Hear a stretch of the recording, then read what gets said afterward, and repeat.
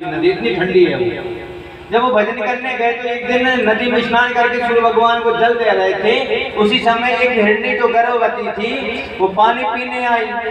उसी समय शेर ने दहाड़ लगाई तो वो हिरणी डर के मारे शेर ना खा जाए, छलांग लगाई तो उसका जो गर्भ था वो बीच में ही छूट गया। बच्चा जो गर्भ था वो छोटा सा बच्चा नदी ठंडे पानी में तैरते आ रहा था। जब भरत जी ने सोचा कि छोटा सा नन्हा सा बालक मर जाएगा तो वो उसको उठा के कुटिया में ले आए, आग जला दी, उसको तपाया।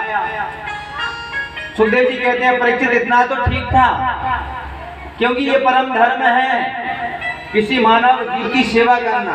लेकिन इन्हें बालक को लेकर आए और उसी में आसक्त हो गए। कैसे हो गए? बोले अब भजन होता था 24 घंटे, भजन नहीं होता 24 घंटा। अब उसी में महाराज उसको खिलाते हैं, लालते हैं, पालते हैं, उसकी भोजन की व्यवस्था करते हैं।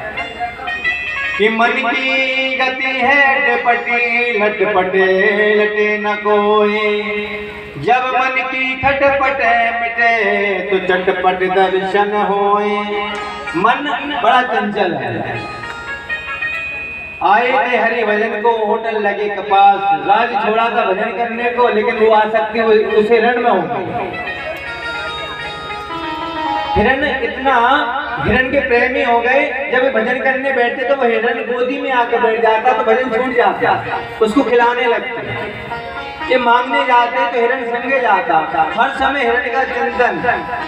लेकिन वो तो हिरण था ना। एक दिन क्या हुआ, हिरणों को झुंड आया तो वो हिरण का बच्चा उनमें चला गया।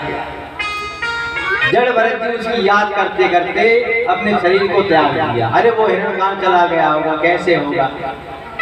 शरीर को त्याग दिया तो दूसरा जन्म उनको हिरण का ही मिला, क्योंकि अंतगति सामर्थ्य। ये पक्की बात। हिरण बने तो इनको भगवान का जो भजन किया था उसके प्रताप से इनको याद था कि बताओ मैं पहले मनुष्य था, अब मैंने भगवान आसक्ति हिरण में की, इसलिए मैं हिरण बन गया। तो वो हरी घास नहीं करते, सूखी घास खाते हैं। क्यों? हरी घास में जीव जंतु कीटाणु होते हैं ना, इसलिए पाप होता है। हम लोगों को 5 यज्ञ रोज करना चाहिए। एक गाय को रोटी निकालना चाहिए, जो अनजाने में पाप हो जाते हैं। अग्नि के लिए भोग लगाना चाहिए, कुत्ते के लिए भी रोटी निकालना चाहिए। कोई साधु संत ब्राह्मण भिखारी आ जाए उसके लिए भी भोजन की व्यवस्था रखना चाहिए। ये देखिए, एक देव ऋण होता है, एक ऋषि ऋण होता है, एक पितृ ऋण होता है। पितृ ऋण जो होता है ना, जो हमारे पितृ देवता होते हैं उनका ऋण। कौन सा ऋण? जिनने ये जमीन दी है। आपके पास जमीन कहाँ से आई? आपके पूर्वजों की तो है। जो जमीन दिया, घर दिया, वो ऋण कैसे चुकाते हैं? बोले उनकी शांति के लिए सत्कर्म करके हैं। जैसे ब्राह्मण परिवार अपने पितृ भगवान को कथा सुना रहा है और सुन रहे हैं, वो कहीं ना कहीं किसी ना किसी रूप में कहीं ना कहीं जरूर होंगे। तभी तो पानी बंद हो गया, खुल गया और ठंड लग गया। बोले हम तो सुनेंगे।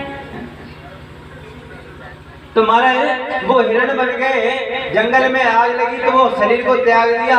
तो तीसरा जन्म इनका एक ब्राह्मण के कुल में हुआ। ब्राह्मण कुल में हुआ। इनके 4 भाई थे, सबसे छोटे यही थे जड़ भरत जी। नाम इनका भरत, उस बार भी इनका भरत नाम इनके पिताजी ने रखा। बहुत सुंदर थे पिताजी। जब थोड़े से बड़े हुए थे भरत जी, तो पिताजी इनको गायत्री मंत्र सिखाने लगे, पुरुष सूत्र सिखाने लगे। भरत जी ने कहा पिताजी इसको पढ़ने से क्या होगा? बोले बेटा तू पढ़ लिख जाएगा तो सत्यनारायण करने जाएगा, एक वाणी में भागवत करने जाएगा, तभी तो तेरी शादी होगी। नहीं कौन देगा लड़की? जरा भरत जी सोचने लगे, अच्छा इसलिए पढ़ाई हो रही है, हम पढ़ जाएंगे शादी हो जाए। मतलब 2 जन्म हमारे ऐसे बीत गए। उनको याद था भजन के प्रताप से कि 2 जन्म हमारे ऐसे बीत गए। ये तीसरा जन्म भी बिताना चाह रहे हैं। पिताजी इनको पढ़ाते हैं, कम से कम 1 घंटा सुनाया एक मंत्र। पिताजी बोले बेटा याद हुआ? तो भरत जी कहते हैं पिताजी पता है इस पोल में ना, जो आपको पोल दिख रही है, इस पोल में जब से आप और हम बैठे हैं ना, जब से 1000 चींटी घुस गई, मैं गिन रहा था। पिताजी कहने लगे बारे मूर्ख, मैं पढ़ा रहा हूँ तो चींटी गिन रहा है? तेरी बुद्धि जड़ की तरह है, कुछ समझ में नहीं आता। तो इनका नाम पड़ गया जड़ भरत। चील लग गई। भरत जी ने सोचा कि चलो ये भी ठीक है, हमारा नाम जड़ भरत हो गया। कहते हैं महाराज इनके सभी भैया थे, शादी हो गई थी, इनकी शादी भी नहीं हुई, कुंवारे थे। तीनों भैया की जो पत्नी थी ना, बढ़िया रोज बादाम घोट घोट के खिलाए, लेकिन तीनों भैया पतले दुबले हैं से, जड़ भारती मोटे ताजे। कि तुलसी बिरबा बाग के सींचत ही मुरझाए, राम भरोसे जे रहे वो पर्वत पे हर आए। हम अपने घर में तुलसी में पानी देते फिर भी सूख जाती है, लेकिन वो तुलसी के जो बिरवा होते हैं, जो पहाड़ों पे पेड़ लगे, कोई पानी देने जाता है? नहीं जाता, फिर भी वो हरे भरे होते हैं। भगवान के वो जो भगवान के चरणों में लग जाए, भगवान की भक्ति में लग जाए, उनको फिर भगवान देखता है, उनको कोई इंसान नहीं देखता। जड़ भरत जी मोटे ताजे थे। भाइयों ने कहा, भाभियों ने यही पड़ा रहता है, कुछ काम करता नहीं है, तो इनके भाई को खेत पे लगा लगे। बोले चलो भैया, कहाँ? बोले खेत चले, काम करेंगे। बोले चलो। क्या करना है? एक फावड़ा लिया और उन्हें क्यारी बनाना सिखाया। बोले क्यारी बनाना हम आलू लगाएंगे। भैया चले गए। जड़ भरत जी ने सोचा कि आज क्यारी बना देंगे हम, तो हमारे भैया खेती का बैल बना देंगे। क्या करें? तो एक जगह फावड़ा मारते रहे, कुआं खोद दिया। भैया आए, बोले हो गया? बोले हाँ। देखो भैया बोले वास्तव में तू जड़ ही है, अरे लंबी क्यारी बनाना लगा, तूने तो कुआं खोद दिया। बोले नहीं, अब तू कुआं मत खोद। फिर बोले हम फसल बो देंगे, जब बड़ी हो जाएगी तो उसको रखाना। जड़ भरत जी बोले ठीक है। फसल बड़ी हुई, जड़ भरत जी को रखाने के लिए बैठा, तो जड़ भरत जी कहते मैं रखाऊंगा, तो भैया कहेंगे तुम यहीं रहो। तो उन्होंने क्या किया? बोले राम जी की चिड़िया, राम जी के खेत और खाओ रही चिड़िया, भर भर पेड़, किसी को नहीं रोकते। गाय भी घुस जाती है, चिड़िया भी घुस जाती है। तो भाइयों ने इनको भगा दिया। बोले भाग यहाँ से, भगा दिया। जंगल में बैठे थे। उसी समय दस्यु सरदार, बाघों का सरदार, उसने मदद की मांगी माँ दुर्गा से, काली से, कि हमारे पुत्रों का हम बलि चढ़ाएंगे। तो इसके पुत्र हुआ, तो सैनिकों को भेजा, जाओ जंगल में जो मिले पकड़ लाओ, बलि चढ़ाएंगे। कोई नहीं मिला, जड़ भरत जी मिले। बैठ बोले चलो महाराज। सैनिक बोले चलो। वो तो अब दूध हो गए थे, भगवान सिया राम, किसी से मतलब नहीं। ले गए। महाराज ने साल भर से नहाया नहीं था, जड़ भरत जी काले हो गए, धूल चढ़ गई थी। उनने इनको खूब मल मल के नहाया। जड़ भरत जी कह रहे वाह ठाकुर जी आज बड़ी सेवा हो रही है, कई दिन से नहीं नहाए थे, मेल लग गया था, सब छूट गया। भोजन कराया, 56 प्रकार की मेवा उन्होंने खूब खाया। संत तो ऐसे ही हो, जब खावे तो खावे, नहीं खावे तो नहीं खावे, ना मिले। जब महाराज बोले चलो मंदिर, जड़ भरत जी बोले अच्छा मंदिर भी है आपका? बोले हाँ। जब गए तो महाराज मंदिर देखा तो काली माँ बड़ी भयानक, देख के प्रसन्न हो गए। बोले वाह मैया तेरे दर्शन हो गए आज हैं? बोले ऐसे नहीं तो बोले लेट के करो दर्शन। लेट के? बोले हाँ। जड़ भरत जी लेटने लगे तो बड़ी तलवार दिखी। तो एक सैनिक से पूछने लगे क्यों भैया ये तलवार काय के लिए? बोले तुम्हारी लिए है। क्यों? बोले तुम्हारी बलि चढ़ेगी। जड़ भरत जी सोचने लगे जब खाया हमने, नहाया हमने, तो भैया बलि भी हमारी। लेट तो गए लेकिन मनी मन प्रार्थना कर रहे हैं, हे माँ कुपुत्रो जाए तो कुचित माता कुमाता न भवति। बेटा पुत्र हो सकता है लेकिन माँ कुमाता नहीं हो सकती। बेट भले ही गाली दे मैया को, लेकिन मैया दे गई हाँ रे बेटा बहुत बढ़िया। प्रार्थना की कि हे माँ तेरे दरबार में अगर मेरी बलि चढ़ जाएगी तो संसार वाले कहेंगे कि माँ के दरबार में बेटा की बलि चढ़ गई। माँ तो ही जान। माँ प्रकट हो गई और अपने खड़ग से जितने शत्रु सरदार थे, डाकू थे, सबका सिर कलम कर दिया मैया ने। जड़ भरत जी 2-5 मिनट लेटे, फिर सोचने लगे अभी तक नहीं लगी तलवार। उठा के देखा सिर, तो क्या देखा कि सारे सरदार मरे पड़े हुए हैं। तो जड़ भरत जी बड़ी सुंदर स्तुति कर रहे हैं। आए 2 शब्दों में हम भी चलते हैं। अंगना पाधर महारानी मैया शारदा भवानी। अंगना पाधर महारानी मैया शारदा भवानी। अंगना पाधर महारानी मैया शारदा भवानी। अंगना पाधर महारानी मोरी शारदा भवानी। शारदा भवानी मैया शारदा भवानी। शारदा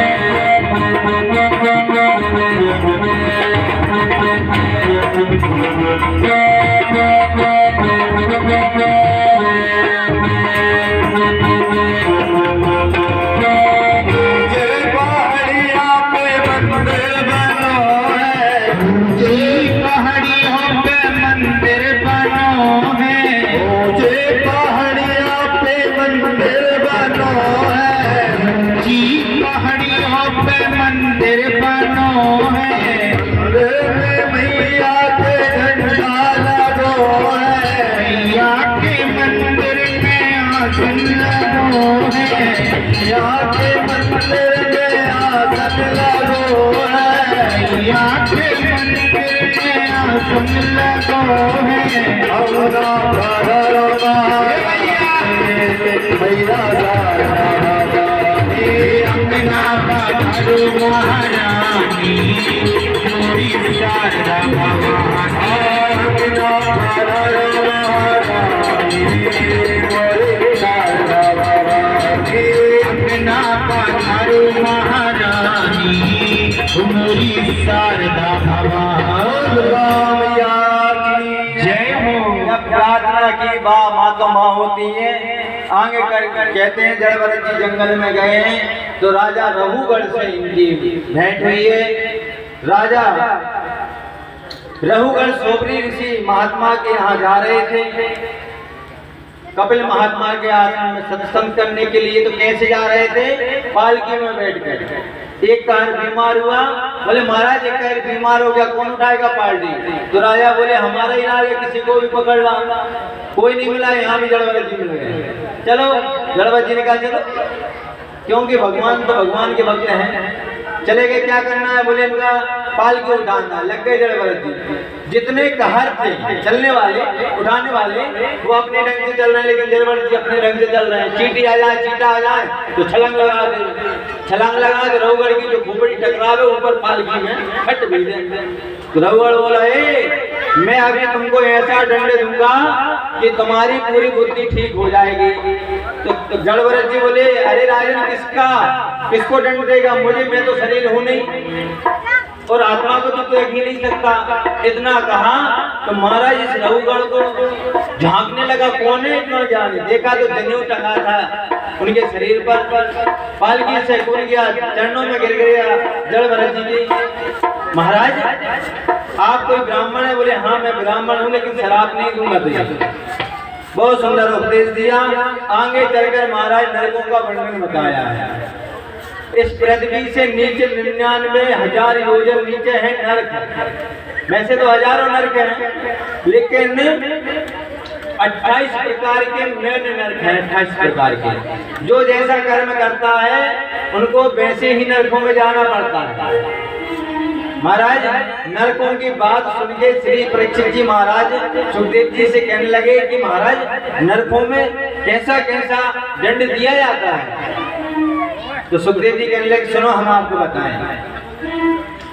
एक है ताम्रेश, एक है आंध ताम्रेश, रोरव, महारोरव, कुंभीपाग, कालसूत्र, अंधकूप आदि नाम के, बैतरणी नदी नाम के ये महाराज नरक हैं।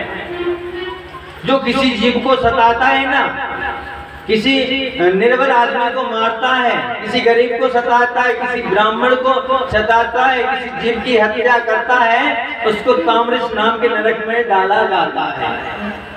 उसमें क्या होता है? बोले उसमें बड़ी कड़ाई में तेल तपाया जाता है। जैसे वो दूसरे की आत्मा खिलती है ना, जिसको सताया है, वैसे ही हमारी आत्मा को वो यमराज यम के दूत उसी खोलते हुए तेल में डालते हैं। बड़ी पीड़ा होती है। जो पति से झूठ बोलते हैं, जो घर की सेवा नहीं करते हैं, जो बच्चे माँ बाप से झूठ बोलते हैं, उनको कहते हैं रोरव नामक के नरक में डाला जाता है। जो माँ बाप की सेवा नहीं करते, माँ बाप का कहना नहीं मानते। उसमें क्या होता है? बोले महाराज उसमें एक कुआं जैसा बना होता है, उसमें हजारों कीड़े होते हैं। उसमें उसकी आत्मा को छोड़ देते हैं, वो कीड़े काटते हैं, बड़ा दर्द होता है, तड़पती है वो आत्मा, कहती है मुझे निकालो। लेकिन कहते हैं पहले तो तेरे कर्मों का भुगतान तो कर है। कर्म प्रधान विश्व राखा, जो जैसे करेंगे तस फल चाहता। जो पराई स्त्रियों से व्यवहार रखते हैं, गमन करते हैं, उनको महाराज कुंभीपाग नामक के नरक में डाला जाता है। उसमें महाराज बड़े बड़े खंभे लोहे के होते हैं, उनको लाल कर देते हैं, गर्म कर देते हैं, फिर उनसे उसको आत्मा को चिपकाया जाता है। कोई महाराज किसी की जमीन हड़पता है, किसी के पैसे खा जाता है, उसको कहते हैं कुंभीपाग नरक में डाला जाता है। और हजारों जो यम के दूध होते हैं उसको कोड़े से मारते हैं, वो चिल्लाता रहता है मुझे छोड़ दो, मुझे छोड़ दो। लेकिन वो कहते हैं कि बेटा जो कर्म करके आया है ना, आदमी मरकर जाने से डरता है, मरगट जाने से डरता है, लेकिन अपने घर में अपने पेट में मरगट बना रखा है। कितना आलू कर खा रहा है, किसी की गर्दन काट के खा जाता है, पेट में शमशान बना रखा है और कहता है मरगट। शुद्धता का विचार नहीं। इसीलिए कहते हैं बेहतरीन नदी है जो पीप से मन से भरी हुई रहती है। जो अपने जीवन में सत्कर्म नहीं करते ना, उसी नदी में उसको डाल दिया जाता है, उस पीप भरी नदी उसके मुंह में डाल दिया जाता है। ऐसा महाराज नरकों का वर्णन सुन के परीक्षित जी कहने लगे, महाराज ऐसा नहीं है कि कोई उपाय हो नरक में ना जाना पड़े, ऐसा कोई उपाय बताइए ना, नरक ना भोगना पड़े। तो उन्होंने कहा, ध्यान से सुनिए, नरक और पाप क्या है? बोले नरक और पाप हमारे कपड़े की तरह है। कपड़े गंदे हुए, आपने धोबी को दिए, धोबी ने यहाँ वहां से पटका धुल के प्रेस करके आपको फिर दे दिए। ऐसे भगवान क्या करते हैं, इस आत्मा में पाप लग जाता है तो यम लोग भेजते हैं, यमराज वहां पटक करके बिल्कुल सारे साफ करके मैल धुल के पाप धुल के फिर संसार में भेज देते हैं। अरे धोबी को कपड़ा मत दो, अपने कपड़ा स्वयं धुल लो, प्रेस कर लो, पाप हो जाए तुम्हारा सत्कर्म भी कर लो। तुम तो ऐसे ही करोगे सत्कर्म, चिन्नू मिन्नू को लायक है। बोलो राधे राधे। जितनी कदम महाराज के उतनी नीचे वालों भी कह दो जाए। बोले महाराज कैसे? तब उन्होंने एक सुंदर इतिहास, सुंदर कथा सुनाई। कान को मुझे दुजा दासिर पतो जा मिला, नष्टा नाम सदाचारो दासा दूषिता। बोले महाराज एक कानकुब्ज एक ब्राह्मण था जिसका नाम था अजामिल। अजामिल पहले माता पिता का बड़ा भक्त था, ऐसा नहीं था दुष्ट था। एक दिन इनके पिताजी ने जंगल भेजा लकड़ी लेने के लिए। लकड़ी लेने गया तो उसने क्या देखा, एक वेश्या गमन करते देख लिया, तो महाराज इसका दिल भी वेश्या पर आया।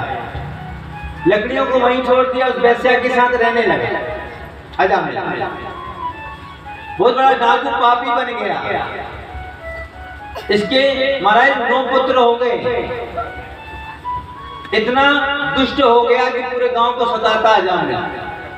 काले कपड़ा पहन लेता, एक पट्टी बांध लेता, काली तिलक लगा लेता, जहां से निकल जाता तो महाराज जितने सज्जन व्यक्ति होते थे वो घर में घुस जाते। अजामिल आ रहा है, सुन के अजामिल डाकू आ रहा है। महाराज इसके गांव में एक बार संत आए, शाम का समय था, छोटे छोटे बालक रास्ते में खेल रहे थे। 10-25 संत, उन्होंने कहा भैया कोई भक्त है यहाँ? क्यों? बोले हमको रात में रुकना है। तो उन बच्चों ने मजाक कर दिया, बोले हाँ महाराज हमारे गांव में बहुत बड़ा भक्त है अजामिल, आपकी बड़ी सेवा करेगा। संत ने सोचा होगा, संत गए, कुंडी खटखटाई तो महाराज उस वेश्या ने कुंडी खोली तो संतों के दर्शन करके उस वेश्या की आंखों में आंसू आ गए कि मैं वेश्या पतित, मेरा कोई कर्म अच्छा नहीं, मेरे घर संत। हाथ जोड़ के बोली महाराज आप रास्ता भटक गए क्या? संत ने कहा नहीं। फिर बोले बालक बोले कि कोई भक्त अजामिल का घर यही है।